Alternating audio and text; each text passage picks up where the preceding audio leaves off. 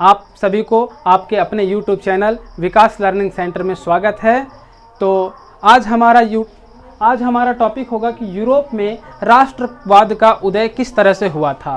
राष्ट्रवाद क्या है इस पर भी हम बात करेंगे और राष्ट्र क्या है इस पर भी बात करेंगे। तो चलिए सबसे पहले राष्ट्र पर बात करते हैं कि राष्ट्र क्या होती है। आप सभी जानते हैं कि हम भारतवासी हैं। जिस देश में हम रहते हैं भारत, ये एक राष्ट्र है। उसी तरह से यहाँ समझना है कि भारत जिस तरह से हम सब के लिए एक पूंजी है, तो यहाँ हमने उसको अच्छे से समेटा है। लिखा है कि राष्ट्र वह सामाजिक पूंजी है जिस पर एक राष्ट्रीय विचार आधारित होता है, यानी पूरी देश की विचार जिस पर आधारित होता है उसे ही हम राष्ट्र कहते हैं। राष्ट्र बड़ी और व्यापक एकता है, किसी एक के द्वारा राष्ट्र नहीं होती। इसमें कई लोग का साथ होता है और एक बड़ी और व्यापक एकता मानी जाती है। देखिए, अनसर्ट रेनन जो एक विद्वान है, उन्होंने राष्ट्र की परिभाषा देते हुए कहा है कि एक राष्ट्र लंबे प्रयासों, त्याग और निष्ठा का चरम बिंदु होता है।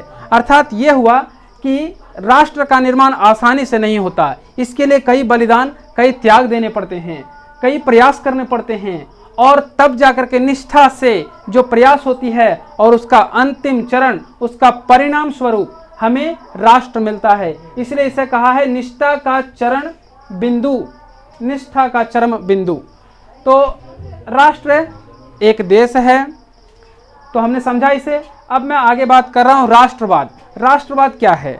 आप जानते हैं कि जिस तरह से हम अपने देश भारत में रहते हैं और भारत हमारा देश है, और भारत के लिए जो भावना मेरे दिल में उठती है, भारत देश को तरक्की करने के लिए जो भावना मेरे दिल में उठती है, हम सब के दिल में जो उठती है कि किस तरीके से देश को आगे बढ़ाया जाए, देश की सेवा की जाए, किस तरह से देश के प्रति त्याग होना है, तो ये सारी चीज़ें ही हमारी राष्ट्रवाद कहलाती है। तो मैंने इसको लिखा है कि राष्ट्रवाद के लोगों में राष्ट्र के प्रति, राष्ट्रवाद के लोग अर्थात हम सब, जो राष्ट्र यानी भारत देश, उनके प्रति जो हमारे दिल में, जो मुझ में त्याग की भावना है, बलिदान की भावना है, राष्ट्र की तरक्की हेतु सेवा भाव की भावना है, राष्ट्र की सुरक्षा हेतु एकजुट होना है, राष्ट्र की उपलब्धि हेतु चिंतन करना है, ये सभी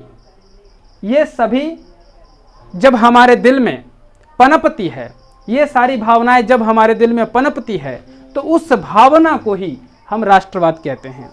तो अच्छे से आप सबको समझ में आ गया होगा कि राष्ट्रवाद क्या है। अब आगे हम चलेंगे कि ये राष्ट्रवाद की शुरुआत कहाँ से हुई, ये कहाँ से लोगों के बीच में प्रचलित हो गया ये राष्ट्रवाद। तो आप जान लीजिए कि यूरोप, जो आपका एक महादेशों में गिनती आती है, इस यूरोप में सबसे पहले राष्ट्रवाद का प्रचार हुआ। इन्होंने सबसे पहले प्रयास किए। इससे पहले भी कई लोगों ने प्रयास किया, लेकिन उनके प्रयास दुनिया भर में चर्चित नहीं हुए। लेकिन यूरोप में जो प्रयास हुआ वो दुनिया भर के विभिन्न देशों में प्रचार हुआ, उनका प्रचलन बढ़ा, इसलिए हम उन्हें खास तौर पर जानते हैं। तो यूरोप में राष्ट्रवाद, यूरोप के देश जो फ्रांस है, यूरोप में जो देश फ्रांस है, उसमें राष्ट्र गठन हेतु, राष्ट्र को एकजुट करने हेतु 1789 ईस्वी में एक क्रांति हुई। 1789 ईस्वी में एक क्रांति हुई, नोट करिएगा, जिसे फ्रांसीसी क्रांति के नाम से जाना जाता है। आप लोगों ने अच्छी तरह से फ्रांसीसी क्रांति के बारे में पढ़ा होगा और पहले से आप लोगों को थोड़ी बहुत ज्ञान होगी। तो फ्रांसीसी क्रांति एक बहुत ही चर्चित लड़ाई थी, क्रांति थी, जो 1789 ईस्वी में घटित हुई। ये क्रांति क्यों लड़ा गया? ये क्रांति यूरोप में जो देश फ्रांस है वो आज़ाद होने के लिए, राजवाड़ी व्यवस्था से दूर हटने के लिए, प्रजातंत्र लागू करने के लिए ये राष्ट्रवाद के लिए लड़ा गया था। तो फ्रांसीसी क्रांति के नाम से जाना जाता है। ऐसा लोगों का मानना है, ऐसा विद्वानों का मानना है कि राष्ट्रवाद की पहली स्पष्ट अभिव्यक्ति फ्रांसीसी क्रांति से ही हुई। यानी फ्रांस में 1789 में घटने वाली जो क्रांति है, ये क्रांति दुनिया भर के विभिन्न देशों में राष्ट्रवाद को फैलाया। इसीलिए इसे हम पहली स्पष्ट अभिव्यक्ति के रूप में जान रहे हैं, फ्रांसीसी क्रांति को। तो जानना है कि ये राष्ट्रवाद क्यों पनपा लोगों के बीच।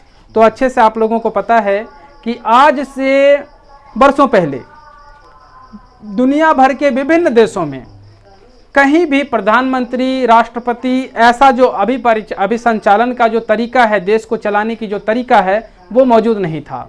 विभिन्न देश टुकड़ों में बटे थे, छोटे छोटे राज्यों में बटे थे, जिसका मालिक एक महामहिम अर्थात राजा ही हुआ करते थे। वो निरंकुश थे, उस पर कोई अपना अधिकार नहीं जमा सकता था। वो जो कहते थे वही कानून थी।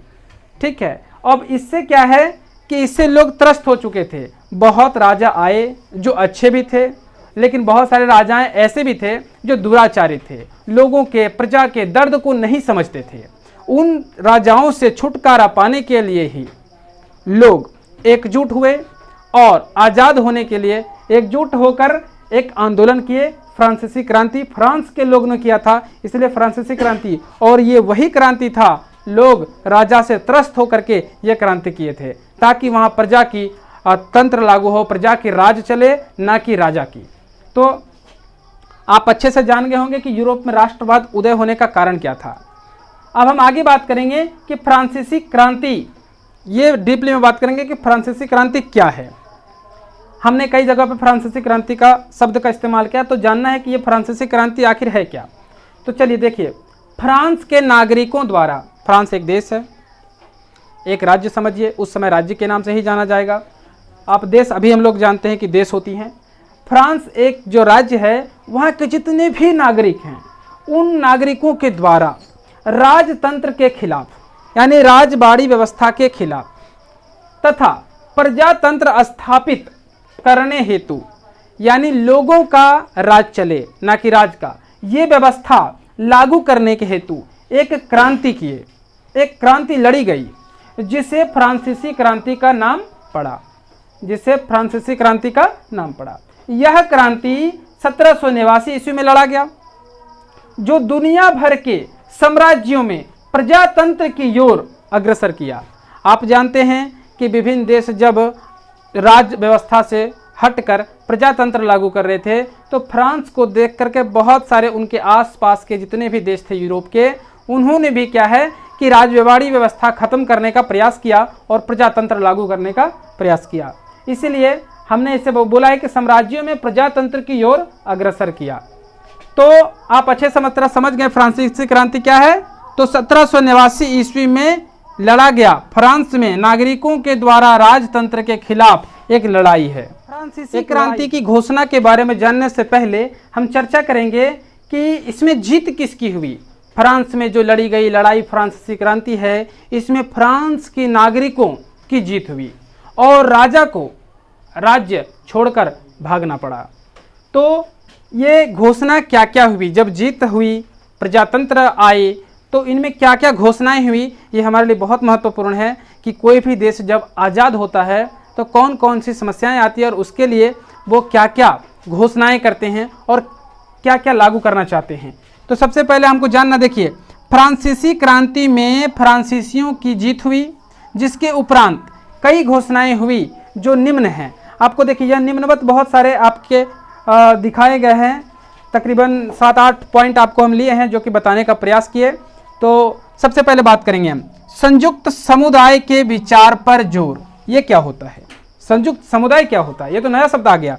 तो समझिए, संयुक्त, संयुक्त का मतलब होता है सम्मिलित रूप से विभिन्न लोगों का एकजुट होकर के, ये हो गया संयुक्त। समुदाय, समुदाय एक समूह, ग्रुप जिसको हम लोग कहते हैं। तो कई लोगों के एक साथ होकर जो समूह बनती है उसे हम संयुक्त समुदाय कहते हैं। तो लोग एक दूसरे को संयुक्त समुदाय के विचार पर उसे आगे बढ़ाने के लिए लोगों को एकजुट होने के लिए जोर दिया गया। दूसरी बात है समान कानून एवं समान अधिकार। जीत होने के बाद जो भी कहा गया वो कहा गया कि समान कानून लागू किया जाए, पूरे क्षेत्रवार में एक ही कानून होंगे और सभी को समान अधिकार दिए जाएंगे। और इससे आगे स्टेट जनरल के स्थान पर नेशनल असेंबली का गठन हुआ। ये अब स्टेट जनरल क्या है तो जान लीजिए कि स्टेट जनरल क्या है।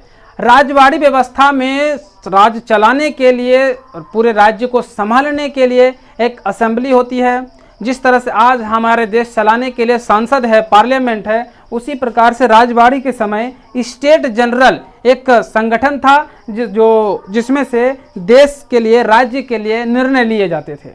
उसी को नाम बदल करके नेशनल असेंबली का नाम दिया गया। और जो फ्रांस में, नई फ्रांस में, प्रजातांत्रिक फ्रांस में किस तरह से उस फ्रांस को चलाया जाए, इसके बारे में सारा नियम जो भी है उसे इन्हीं का काम था बनाने का। तो आगे हम बात करेंगे, केंद्रीय प्रशासन प्रणाली लागू किया गया। ये केंद्रीय प्रशासन प्रणाली क्या है? कहने का मतलब है कि जब फ्रांस आज़ाद नहीं हुआ था, राजवाड़ी व्यवस्था से खत्म नहीं हुआ था, अलग नहीं हुआ था, तब विभिन्न क्षेत्र के छोटे छोटे राजा थे और वो अपने तरीके से सैनिकों को रखते थे और शासन चलाते थे। लेकिन जब जीत हुई तो केंद्र, कोई ना कोई पूरे साम्राज्य का, पूरे फ्रांस का एक सेंटर बनाना जरूरी था और जहां से पूरा देश संचालन हो सके, इसीलिए केंद्रीय प्रशासन प्रणाली लागू किया, जिसे हम केंद्रीय प्रशासन प्रणाली कह सकते हैं। जिस प्रकार से आज हमारे देश में हमारी राजधानी दिल्ली है, जहां से पूरे देश के विभिन्न तरह के निर्णय लिए जाते हैं, उसी तरह से केंद्रीय प्रशासन प्रणाली लागू किया गया। आगे हम बात करेंगे, आंतरिक आयात निर्यात शुल्क खत्म किया गया। ये क्या है? देखिए, जब राजा का काल था तो राजा की मनमर्जी के हिसाब से टैक्स लिए जाते थे। अपने ही राज्य में एक स्थान से दूसरे स्थान जाने पर, सामान बेचने पर टैक्स भरने पड़ते थे। जैसे कि आपको उदाहरण के तौर पर मैं समझा सकता हूं कि जैसे हमारा झारखंड में अगर कोई आलू उपजाता है और वो आलू ले जाकर उत्तर प्रदेश में बेचता है और यहाँ उसे 10 रुपये किलो बिकती है और यहाँ से ले जाने के बाद में 3 रुपये टैक्स देने पड़ते हैं उत्तर प्रदेश के क्षेत्र में घुसने के लिए, प्रवेश करने के लिए, तो 3 रुपये रेट बढ़ गए, 10 रुपए के किलो वहाँ जाकर के 13 रुपये बेचने पड़े, जिससे क्या है कि व्यापारियों को भी परेशानी थी और खरीदारों को भी परेशानी हो रही थी। तो इस व्यवस्था को, आयात और निर्यात के लिए जो शुल्क टैक्स लगाया जा रहा था, इसे खत्म किया गया। और उसके आगे भार व नापने की एक समान प्रणाली, जो बहुत महत्वपूर्ण प्रणाली माना जाता है। देखिए, किसी भी चीज़ को वजन करने के लिए, तौलने मापने के लिए हम किसी न किसी तरह के बटखारे या फिर माप का इस्तेमाल करते हैं। तो राजवाड़ी व्यवस्था में अलग अलग राज्यों में विभिन्न तरीके के बाट थे, बटखरे थे। अब उसे क्या है कि इस तरह से क्या होता था कि कहीं 900 ग्राम का बटखरा तो कहीं 1 किलो का, मतलब 1000 ग्राम का बटखरा थी। तो नाप तौल में भिन्नताएं थी, जिसे खत्म किया गया और भार व नापने की एक समान प्रणाली लागू की गई। यानी कहने का, झारखंड में अगर 1 किलो 1000 ग्राम है तो आपका उत्तर प्रदेश में भी 1 किलो 1000 ग्राम होगा। तो आगे देखिएगा कि क्षेत्रीय बोली की जगह फ्रेंच बोली लागू किया गया। ये क्या है? तो कोई भी देश में विभिन्न तरह की भाषा बोली जा रही थी। फ्रांस में भी विभिन्न क्षेत्र में अलग अलग तरह की भाषाएं बोली जा रही थी और इस तरह से लोगों को एकजुट कर पाना बहुत ही मुश्किल था। और इसलिए क्या है कि कहा गया कि आप क्षेत्रीय भाषा को रखिए, परंतु फ्रेंच बोली को लिखना शुरू करिए और फ्रेंच बोली ही बोलना शुरू करिए। यानी कुल मिलाकर के कहा जा सकता है कि फ्रेंच बोली को राष्ट्रभाषा के तौर पर पूरे फ्रांस में बोले जाने के लिए कहा गया और उसे लिखने के लिए भी कहा गया। और आगे स्तुतियां, शहीदों की गुणगान, राष्ट्रध्वज तथा नई शपथ बनाई गई। ये सब क्या है आपको हम बता देते हैं। कोई भी देश जब आज़ाद होता है तो उस आज़ादी की खुशी में कोई गीत गाते हैं। जैसे कि हमारे देश में भी स्तुतियाँ कई सारे हैं, हम राष्ट्रगान गाते हैं, राष्ट्रगीत गाते हैं, तो कई सारी स्तुतियाँ पढ़ी जाती हैं और गाई जाती हैं। तो आपको जब फ्रांस में आज़ाद हुआ तो स्तुतियों की तैयारी हुई, स्तुतियाँ गाया जाने लगा। वो सैनिकों के लिए जो स्तुतियाँ गाया जाता था उसे ही परम उसको दिया गया, महत्व दिया गया। और शहीदों का गुणगान, देखिए ये बहुत बड़ी पॉइंट है और बहुत अच्छी चीज़ जानने के लिए है कि अगर कोई भी व्यक्ति देश के लिए बलिदान देता है तो वो शहीद कहलाते हैं और उनका गुणगान होना बहुत ही ज़रूरी है, जिससे क्या होता है कि अन्य लोगों में भी देश के प्रति सेवा भाव उत्पन्न होता है कि चलिए हम जिन्होंने देश की सेवा किया, आज उसकी इतनी मान सम्मान हो रही है और आज इतनी नाम हो रही है, चलिए हम भी अपने देश के प्रति अपना योगदान देते हैं। ये भावना उत्पन्न होता है। इसलिए ये पॉइंट हमारे लिए महत्वपूर्ण हो जाती है कि शहीदों का गुणगान करना। अगली पॉइंट है राष्ट्रध्वज। राष्ट्रध्वज आप तो अच्छे से जानते होंगे कि किसी भी राष्ट्र की, किसी भी देश की एक राष्ट्रीय ध्वज होती हैं। तो फ्रांस में भी विभिन्न क्षेत्र में विभिन्न तरह के ध्वज थे, जिससे क्या है कि लोग अपने आप को दूसरों से भिन्न समझते थे। और राष्ट्रध्वज जब एक बनाया गया, इससे पूरा फ्रांस क्या है, एकजुटता का संकेत दिया। और अगला है कि तथा नई शपथ बनाई गई। नई शपथ क्या है? जैसे कहने का मतलब है कि कोई भी देश आज़ाद हुआ तो हम सभी शपथ लेते हैं कि हम देश के प्रति सेवा करेंगे, और देश को चलाने के लिए इन सब चीज़ों का ख्याल रखेंगे, लोगों को नुकसान नहीं पहुंचाएंगे, गरीबों को ऊपर उठाने के लिए हर प्रयास करेंगे। तो ये सारी जो शपथ की बातें होती है वो सब बनाई गई, नई बनाई गई। पुरानी जो थी उसे रद्द कर दी गई और नई शपथ बनाई गई।